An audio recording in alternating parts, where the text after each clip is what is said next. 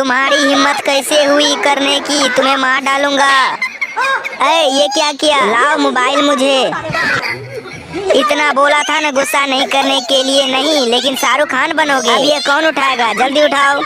अरे पापा तो मम्मी के पैसे चुरा रहे हैं। एक काम करती हूँ, पापा के पैसे मैं चुरा लेती हूँ, तब मालूम चलेगा पापा को।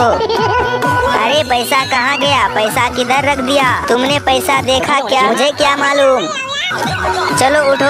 अरे यहाँ भी पैसे नहीं है। पापा को तो अब पता चले